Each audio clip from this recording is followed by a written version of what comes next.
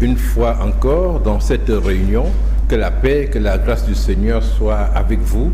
Je me réjouis toujours de voir de nouveaux visages, n'est-ce pas, des personnes que je connais et que je n'ai pas vues depuis longtemps, des personnes qui reviennent.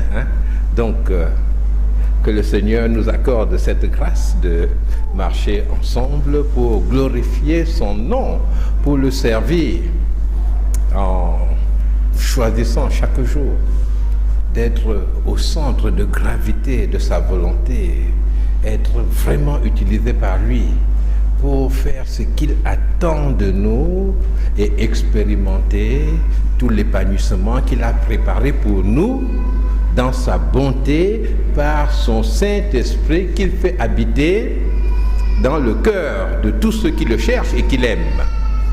Que le Seigneur soit avec vous. Alors, je vais évidemment prêcher sur la solidarité ce matin, c'est le thème de notre mois, et tout cela s'intègre dans ce grand thème de la cohérence, mener une vie chrétienne cohérente, où nous sommes capables d'expliquer aux autres la raison de l'espérance qui est en nous. Et la vie en commun, quand nous vivons ensemble, eh bien, cela développe forcément une notion de solidarité. On apprend à compter les uns pour les autres, on apprend à s'occuper des choses qui les préoccupent, on devient de plus en plus sensible aux personnes qui nous entourent. Que ce soit dans un quartier, que ce soit dans un bureau, eh bien, les gens apprennent à vivre ensemble, ils organisent des tontines pour se soutenir les uns les autres. Ils partagent même parfois un peu de leur vie privée. Il y a un enfant qui est né là-bas, alors on y va, on se réjouit avec celui qui se réjouit et on pleure avec ceux qui pleurent. Mais aujourd'hui, nous nous préoccupons exactement de la solidarité dans l'Église de Jésus-Christ.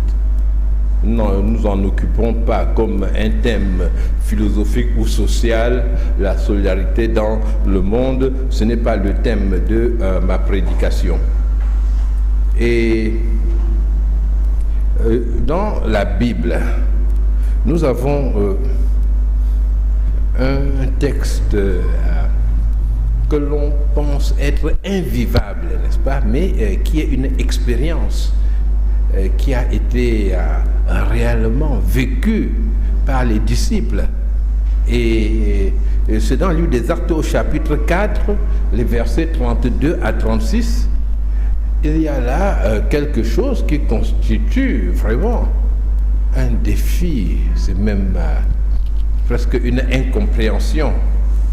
Et c'est quelque chose qui nous montre que le Saint-Esprit est capable de conduire ceux qui aiment le Seigneur à se surpasser réellement et à vivre ici-bas une vie qui étonne, qui effraie même ceux qui ne connaissent pas Dieu. Alors, dans ce livre des Actes, nous allons lire Acte 4, verset 32, la multitude de ceux qui avaient cru n'était qu'un cœur et qu'une âme. C'est au-delà de la solidarité, n'est-ce pas? Et qu'est-ce qu'ils faisaient? Nul ne disait que ses biens lui appartenaient en propre, mais tout était commun entre eux. Certains ont appelé cela le communisme, mais non, le communisme, c'est de réussir à faire cela sans Dieu. Et c'est pour cela que le communisme échoue, parce que pour le faire, il faut avoir la capacité, il faut la puissance. On ne peut pas se mettre à faire les choses que Dieu produit en nous sans que Dieu soit là. Il manquera le moteur. Et les apôtres rendaient avec beaucoup de force témoignage de la résurrection du Seigneur Jésus, et une grande grâce reposait sur eux tous. Car il n'y avait parmi eux aucun indigent. Il n'y avait pas de pauvres. cela ne venait pas du fait qu'ils avaient tous proclamé que je suis milliardaire, désormais je suis riche. Non, ce n'était pas cela. Ce n'était pas parce qu'ils avaient cru en un évangile de prospérité, non. Mais simplement, qu'est-ce qu'ils avaient fait? Tous ceux qui possédaient des champs ou des maisons les vendaient, apportaient le prix de ce qu'ils avaient vendu et le déposaient aux pieds des apôtres. Et l'on faisait des distributions à chacun selon qu'il en avait besoin. Joseph, surnommé par les apôtres Barnabas, ce qui signifie d'exhortation, lévite, originaire de Chypre, qu'est-ce qu'il a fait Joseph? Il a vendu, au verset 37, il vendit un champ qu'il possédait, apporta l'argent et le déposa aux pieds des apôtres. Amen. Alors, j'ai pris ce texte parce que c'est le summum de cette notion de solidarité entre les croyants, des gens qui se tiennent par la main. Évidemment, je vais vous rassurer, je ne vous demande pas aujourd'hui de faire la même chose. Déjà, vous me soupçonnerez de vouloir être le gestionnaire, n'est-ce pas, de toutes ces ventes, hein? Ce qui n'est pas le cas. Non. Mais ceci s'est passé au début de l'Église primitive, c'est-à-dire lorsque l'Évangile a été apporté, et cela a été une source de puissance extraordinaire. Dieu avait permis cela, Dieu voulait que tous soient engagés dans cette prédication de l'Évangile et qu'il y ait un contraste clair entre ceux qui lui appartiennent et ceux qui ne lui appartiennent pas. Cette ce nouveau groupe appelé l'Église de Jésus-Christ se signalait par une solidarité à toute épreuve. Jésus avait dit aux disciples, c'est par l'amour que vous aurez les uns pour les autres que le monde saura que vous êtes mes disciples. Et nous sommes à la suite des disciples de Jésus-Christ. Aujourd'hui, le Seigneur nous appelle à apprendre à aimer les autres, les personnes qui nous entourent. Est-ce qu'elles comptent vraiment pour nous? Je voudrais dans un premier temps dire, n'est-ce pas, on va évacuer une question, c'est la solidarité dans l'Église de Dieu. L'Église de Dieu considérée comme la réunion de toutes les personnes qui croient en lui. Et cette solidarité-là se manifeste par la prière des uns et des autres, déjà, pour ceux qui ne sont pas avec nous. N'oublions jamais que nous sommes juste une petite partie de l'Église de Dieu. C'est courant de voir des églises qui veulent avoir en leur sein tous les dons possibles. Et on n'a pas le don de ceci, on n'a pas ça, on n'a pas ça. Mais les dons sont donnés à l'Église de Dieu. Et l'Église de Dieu, c'est tout l'ensemble des personnes qui se sont tournées vers lui. Et Dieu nous appelle à être solidaires de cette Église, c'est-à-dire à ne pas nous lancer dans des critiques permanentes, constantes, des personnes qui ont cru en Jésus-Christ, et à ne pas chercher d'une façon constante à détruire ce qui s'est fait ailleurs. Ça ne veut pas dire que nous acceptons tout, non, il y a des mensonges qu'il convient de dénoncer. Et nous avons prié hier pour les chrétiens persécutés. Ce sont des prières qui semblent un peu ingrates parce qu'on prie pour des gens qu'on ne voit pas. Hein? Et l'exaucement, ce n'est pas devant nous immédiatement là. Mais nous savons que le Seigneur veut que nous prions pour eux. C'est un acte de solidarité. Et il y a des chrétiens qui sont persécutés dans les pays musulmans.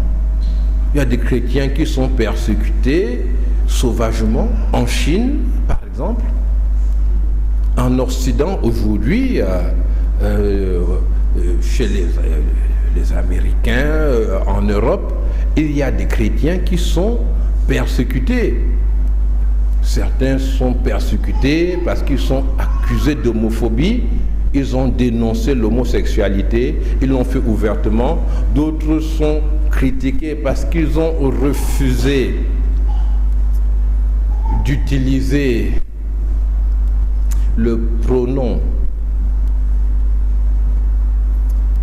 le nouveau pronom d'un garçon qui est devenu une fille, par exemple.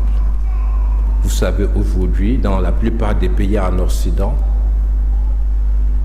vous pouvez décider, voilà, je suis un garçon, mais je sens que je suis une fille dans un corps de garçon. Donc, je m'appelle Roger et puis je choisis de m'appeler Berthe. Et je dis, je m'appelle Berthe maintenant. Et dans plusieurs pays, la loi oblige les gens qui traitent avec moi de m'appeler Berthe. Donc, si Roland vient m'appeler Roger, ben, cela signifie que Roland refuse mon genre, c'est-à-dire il refuse de reconnaître que je suis simplement une fille dans un corps d'homme. Et Roland est passible d'une peine, et puis il doit me payer des montants incroyables, surtout comme aux États-Unis. Non, je ne voudrais pas attaquer beaucoup les États-Unis, hein. C'est un très grand pays, mais on ne peut pas oublier ce fameux procès. Il y a peut-être une dizaine d'années, ou un peu plus, oui, une quinzaine d'années, ce procès de ce pauvre pâtissier qui était un enfant de Dieu. Et quelqu'un est venu le voir parce qu'il voulait se marier. Il a commandé un gâteau de mariage. Le pâtissier était content parce que les gâteaux de mariage, non seulement on paye le gâteau, mais on paye aussi, n'est-ce pas, le mariage, hein? On ajoute quelque chose, toujours. C'est un grand événement dont le pâtissier gagne doublement sur un gâteau de mariage. Mais il lui a dit non, je ne veux pas que tu mettes un homme et une femme dessus. Tu dois mettre 2 hommes sur mon gâteau. Il a dit quoi? Pour rien au monde, je ne mettrai cela. Et l'autre a porté plainte. Et ça va vous étonner beaucoup, mais ils ont dû aller jusqu'à la Cour suprême pour que le pâtissier soit libéré. Et il a gagné parce que il y avait eu des changements à la Cour suprême et plus de personnes qui estimaient qu'un chrétien peut exprimer son avis. C'était la liberté religieuse qui était attaquée. Donc, nous prions pour nos frères et nous sommes sensibles à ce qu'ils vivent. Je parlais là de l'Église de Dieu sur la terre. Maintenant, je vais revenir à un niveau plus simple, dans l'Église locale, là où nous sommes. La solidarité, elle va s'exprimer de quelle manière? Dans l'Église locale, la grande question c'est, est-ce que nous acceptons de vivre ensemble? Dans l'Épître aux Philippiens, au chapitre 3, verset 16, Philippiens 3, 16, l'apôtre Paul dit seulement au point où nous sommes parvenus, marchons d'un même pas. Nous avons appris beaucoup de choses. Nous venons d'horizons différents, mais nous avons connu le Seigneur. Et il dit alors, au point où nous sommes parvenus, au point où chacun se trouve, eh bien, marchons d'un même pas. Pour marcher d'un même pas, il faut voir la vitesse de l'autre. Il faut s'ajuster les uns aux autres. Il faut un peu de considération pour les autres. Mais est-ce que nous l'acceptons? Commençons par dire que dans chaque église locale, il y a 2 groupes. Il y a deux groupes dans l'église locale. Nous pouvons prier pour que il y ait un seul groupe, c'est normal, mais l'église étant aussi un lieu d'évangélisation et l'église étant un milieu social, il y aura toujours deux groupes dans l'église. Il y a ceux qui sont sauvés, ceux qui ont accepté de marcher avec Jésus-Christ et qui font partie de l'église de Jésus-Christ. Et il y a ceux qui n'ont pas accepté d'être sauvés. L'apôtre Paul, quand il décrit son ministère, il dit que Dieu l'a envoyé pour apporter la lumière de Jésus-Christ à ceux qui sont dans les ténèbres, donc pour chercher des gens dans les ténèbres et les ramener à la lumière. Beaucoup pensent qu'il y a une possibilité d'être dans l'obscurité, n'est-ce pas, d'être dans un groupe intermédiaire, c'est-à-dire on voit quand même, non, ça peut aller, non, c'est vrai que ce n'est pas la lumière, il y a encore telle chose qui n'est pas réglée dans ma vie, mais est-ce que ça ne va pas déjà? Il y a quand même un peu de lumière, non. Il y a la lumière et il y a les ténèbres. Dans la pensée de Dieu, dans la vision du Seigneur, il n'y a pas de solution, de position intermédiaire. C'est pour cela que lorsqu'il parle à l'église de Laodicée, il dit, je sais que tu n'es ni froid ni bouillant. Tu n'es pas chaud pour moi, tu n'es pas déterminé pour marcher avec moi, c'est ce que Jésus dit à cette église. Et tu n'es pas non plus en train de partisan avec le diable. C'est-à-dire que si on te dit voici l'église de Satan, tu vas fuir, tu ne vas pas entrer là-bas. Tu n'es pas un individu diabolique. Et tu te dis, ça peut aller. Alors, si vous voulez, bon, c'est un mauvais conseil là, n'est-ce pas? Mais je vous dis quand même, hein? Comme ça, si vous entendez ça, vous saurez que c'est un mauvais conseil. Alors, si vous voulez que un Dieu qui pèse les choses et puis qui dit, ça peut aller, ça peut, bon, on peut accepter, on peut le repêcher, eh bien, il faut aller dans l'islam, hein? Parce que dans l'islam, Dieu a une balance en main. Dieu, le Dieu de l'islam, travaille avec une balance. Quand tu viens, il regarde qu'est-ce que tu as fait de bien, il le met d'un côté, ce que tu as fait de mal, il le met de l'autre. Il regarde.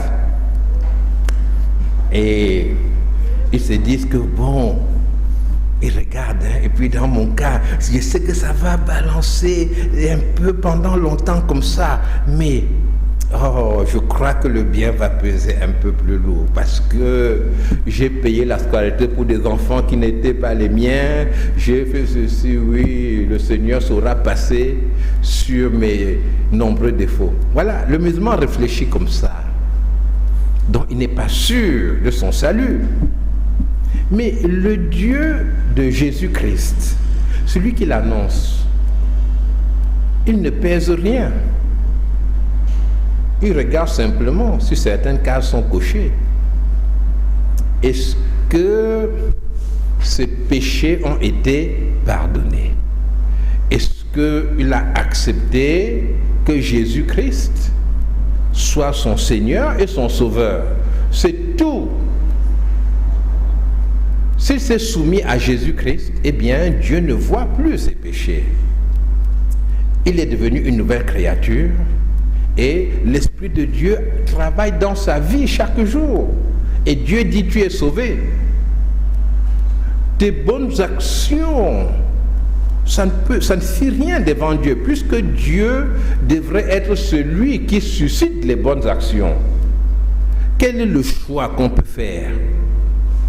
c'est d'aller dans le groupe des personnes qui se soumettent à Jésus-Christ de tout leur cœur. Le groupe des personnes qui ont dit vraiment oui Seigneur et qui se laissent transformer par lui. Sinon, tout votre service pour Dieu ne sert à rien.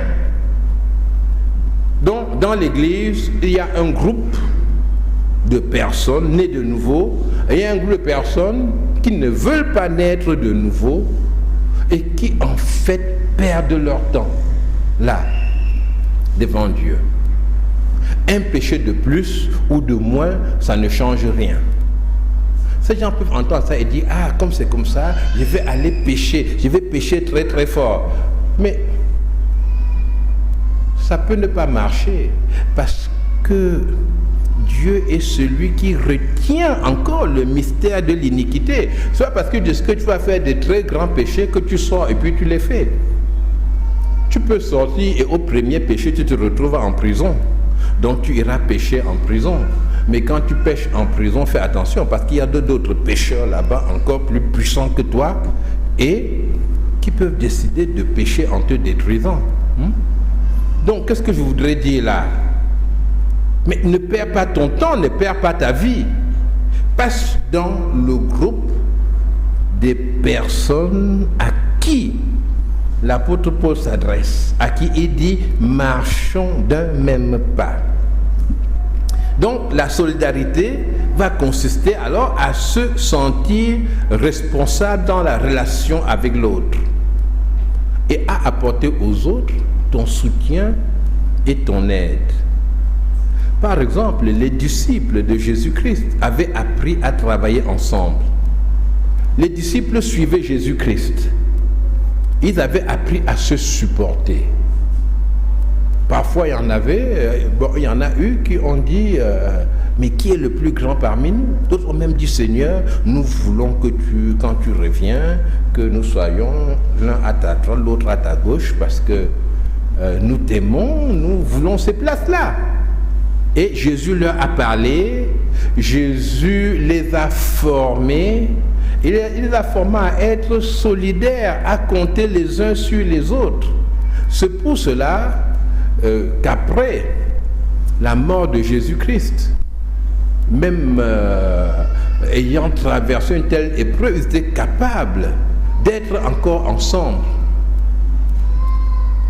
Parce que Jésus leur avait montré le chemin de la solidarité. Pour être solidaires, donc, nous avons besoin de partager des émotions communes, de prier ensemble pour un sujet particulier, de voir que Dieu nous exauce, ou bien de voir que nous n'avons pas été exaucés, de nous interroger, qu'est-ce qui s'est passé? Nous avons besoin de voyager, d'être ensemble dans ce voyage avec le Seigneur. Et cela nous rendra beaucoup plus dépendants les uns des autres. Nous apprendrons à compter sur les autres apprendront aussi à compter sur nous. C'est pour cela que les réunions sont importantes dans une église. Quand on a connu ce Covid-là, où il y avait la distanciation sociale et où il y avait le confinement volontaire, c'est-à-dire que quand vous aviez au-dessus d'un certain âge, on vous disait il ne faut plus sortir de la maison, hein?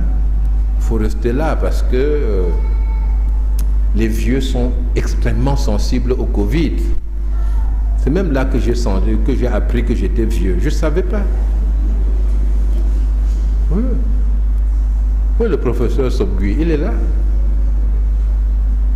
J'ai été à l'hôpital et j'ai appris qu'ils m'ont classé parmi les vieux. Je vous assure, je ne savais pas du tout que j'étais vieux.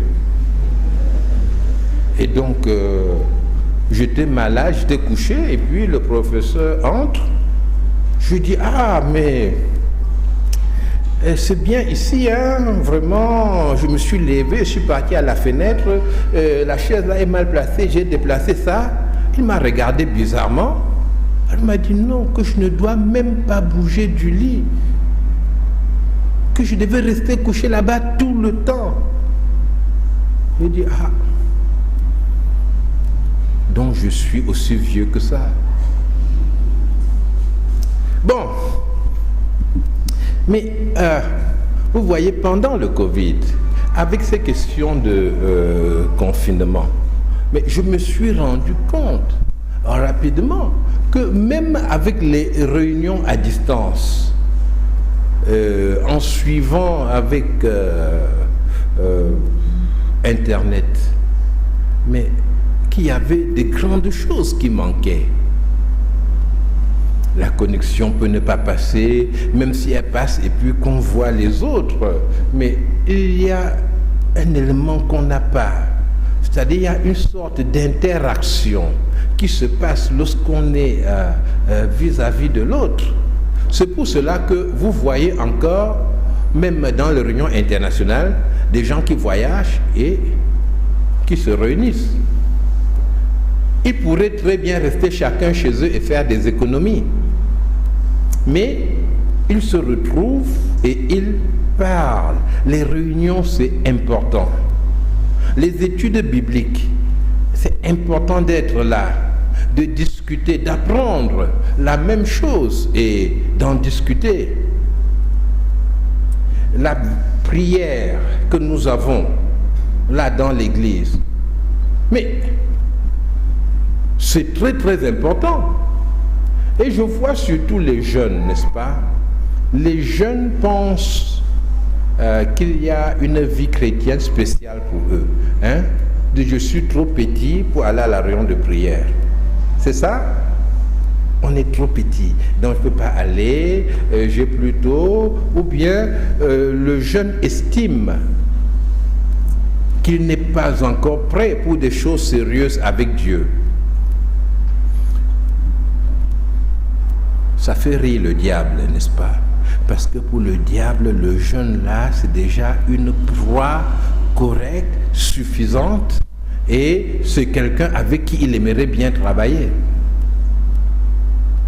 Ah oui, vous devez vous réveiller.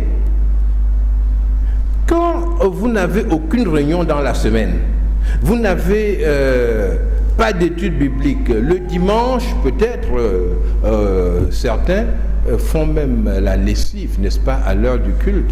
Voilà, on a fait la lessive. Ou bien j'avais à étudier beaucoup de choses et puis j'ai étudié. Je n'étais pas à l'église. Vous pensez que tout ce qu'on fait à l'église, qu'on peut le rattraper, n'est-ce pas? C'est une erreur. On ne peut pas tout rattraper. Si Dieu ouvrait son cahier aujourd'hui, peut-être vous verrez que vous avez redoublé, triplé, quadruplé certaines classes. Hein? Peut-être vous verrez que vous avez été rétrogradé, c'est-à-dire que vous étiez en 3e et Dieu vous a remis en 5e. Vous comprenez ça? Quand on rétrograde quelqu'un, cela signifie que son niveau est vraiment bas. Il est en 3e. Quand il fait une dictée, il a peut-être 40 fautes. 40 fautes, c'est trop, n'est-ce pas? On fait une dictée de 4e, il a 35 fautes. Avec une dictée de 5e, maintenant, il en a 10. On se dit, bon, ça peut aller en 5e pour lui. C'est ça votre situation pour beaucoup parmi vous. Quand on est jeune, mais c'est vraiment le moment où on peut apprendre la parole de Dieu, où on peut se consacrer vraiment à lui et prendre le bon chemin. Mais au lieu de cela, beaucoup de jeunes gens se spécialisent dans les réseaux sociaux.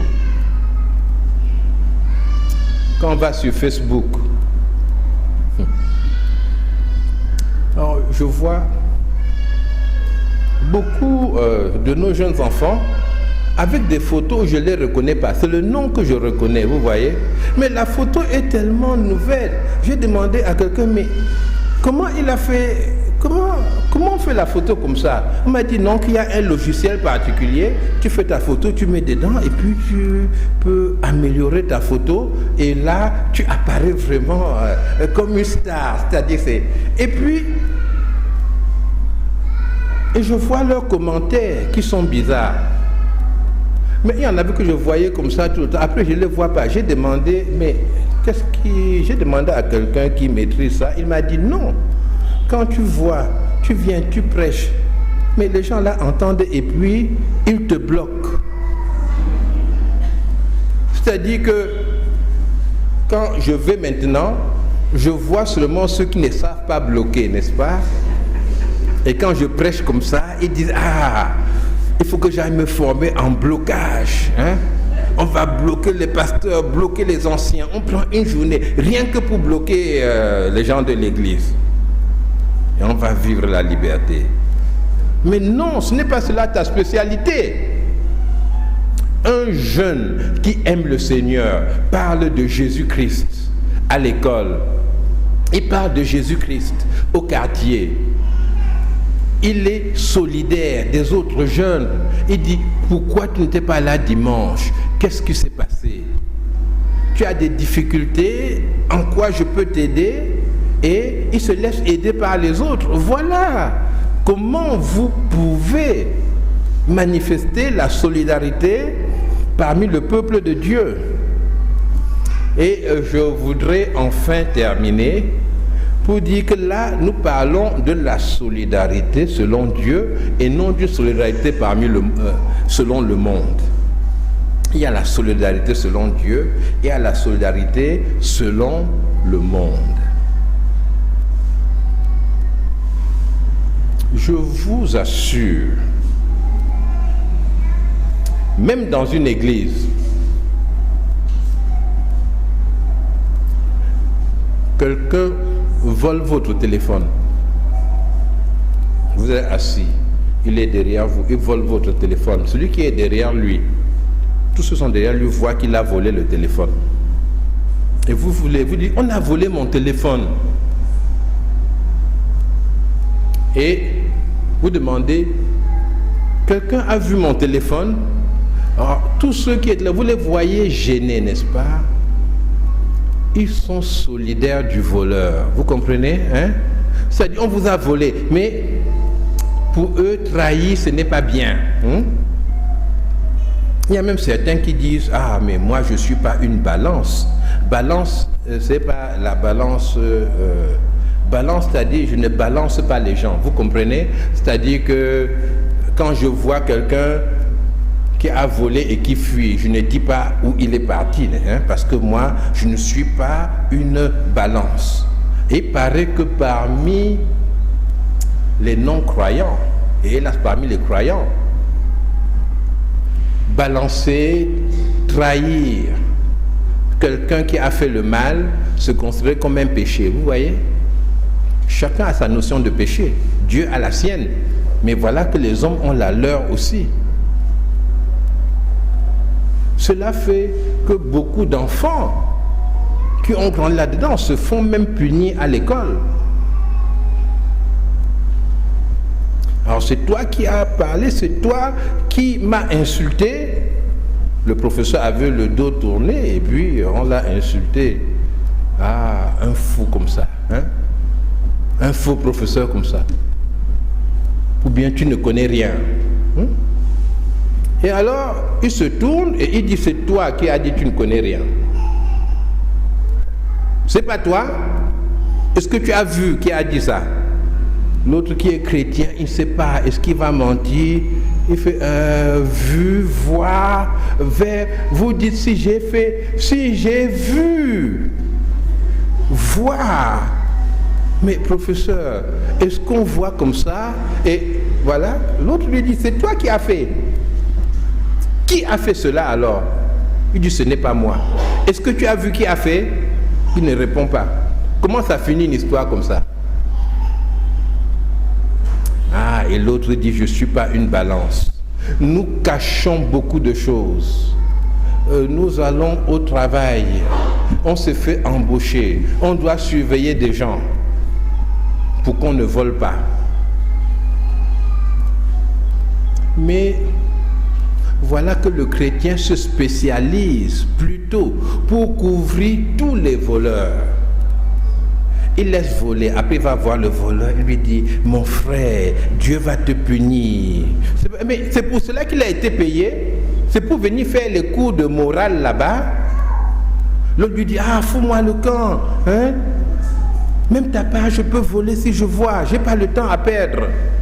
Il dit, bon, je te confie au Seigneur, tu vas voir ce que Dieu va te faire. Il dit, oui, je vais mettre une caméra, dès qu'il me fait quelque chose, je t'envoie la vidéo, n'est-ce pas, hein? Toi-même, tu verras ce que Dieu va me faire. Mais ce n'est pas cela. Nous devons être vrais. La solidarité selon Dieu n'est pas la même que la solidarité selon le monde. Dans cette église, j'ai parfois eu des difficultés avec certains parmi vous, pas de grands problèmes, mais quand même des difficultés, parce que pour beaucoup parmi vous, l'église c'est un groupe de copains, n'est-ce pas?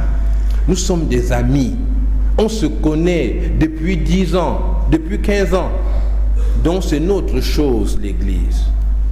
Et alors, on peut s'autoriser n'importe quoi, n'est-ce pas? Mais on reste dans l'église.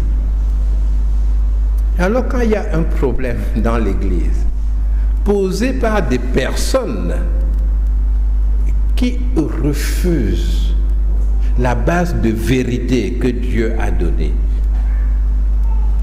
des gens pour qui le sang de Jésus-Christ qui a coulé à la croix n'a plus de sens. C'est-à-dire, pour eux, il n'y a pas d'humiliation possible. Alors que, mais pour entrer par la porte étroite, mais il faut s'humilier, il faut se baisser. Alors, chaque fois que j'ai eu à gérer des problèmes comme cela, j'ai été surpris de voir des gens que je pensais équilibrés, n'est-ce pas? Puisque je me dis que chacun lit la Bible parmi vous. Mais les voix venir dire, ah vraiment, quand quelqu'un a mis longtemps avec nous comme ça, on devrait, oh vraiment. Et puis, je me rends compte que nous devons lutter pour que la solidarité chrétienne ne devienne pas une solidarité mondaine.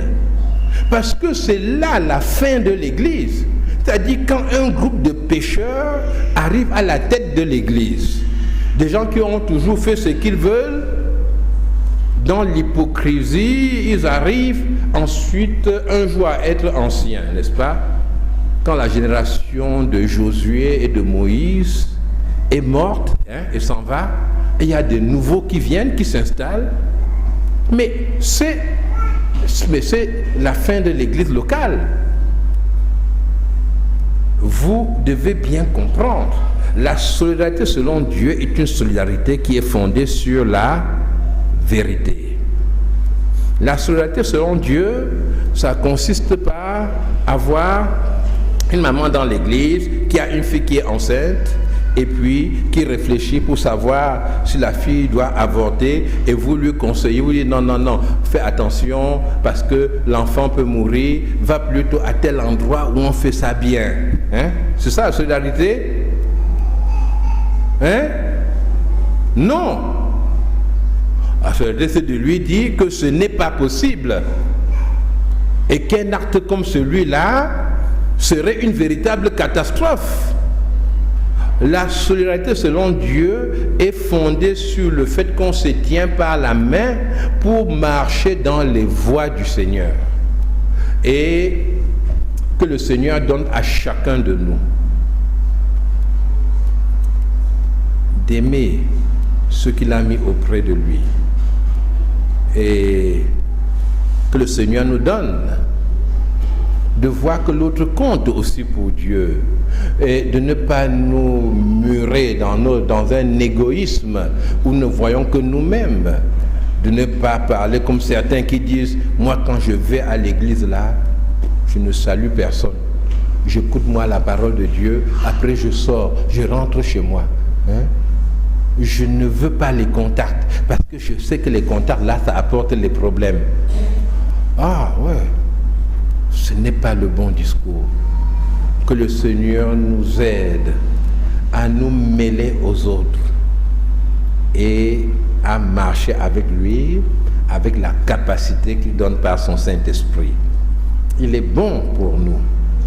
Amen. Nous allons prier.